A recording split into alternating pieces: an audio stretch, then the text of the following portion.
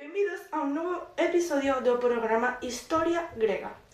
Estamos hoy con Medusa. Ola, que tal estás? Moi ben, a ti? Moi ben, moitas grazas. Podía facerche unha pregunta? Si, que queres? Por que levas esas gafas? Porque senón che poderá convertir en pedra. Que miedo. Xa che digo.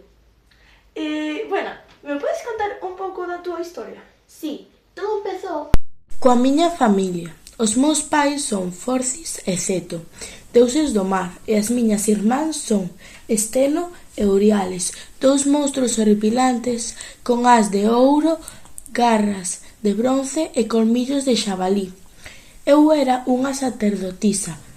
Poseidón me maltratou no templo de Atenea, e un día nos encontrou xuntos. En vez de castigarla a él, castigoume a min, por mancillarle o seu templo, e converteume nun monstro moi feroz, que se a xente me miraba, a convertía en pedra. E ademais diso, Afrodita, que envidiaba o meu pelo, o converteu en serpes.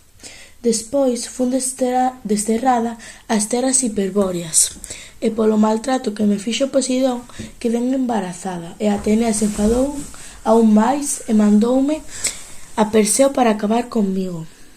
Atenea lle deu a Perseo un casco de invisibilidade, un escudo reflectante, unhas sandalias aladas do deus Hermes e unha espada. Cando Perseo emprendeu o camiño, foi a visitar as tres irmáns gralladas, que só tiñan un ollo. Eran capaces de resolver as preguntas máis difíciles. Cando Perseo por fin encontroume, estaba dormida. Entón sabía que era un momento perfecto para ponerme fin decapitándome. E grazas ás cousas que lle deu Atenea, pudo matarme. Do meu pescozo naceu os meus dous fillos, Pegaso e o xigante Crisaor. A sangre que caeu do meu pescozo gardouna e se a deu a Atenea, porque o bote do lado izquierdo podía matar a alguén, e do lado dereito podía curar a alguén e ata revivilo. Cando Perseo chegou á xunta de Atenea, regaloulle a miña cabeza para que a puxera no escudo.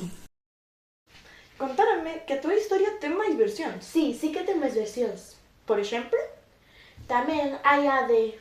Hai a leyenda de que Perseo utilizou o escudo coa miña cara para convertir ao rei Polídetes e a súa corte en pedra, e así poder salvar a súa amada Andrómeda e petrificar ao xigante Atlas, encargado de suxetar o ceo ou a terra.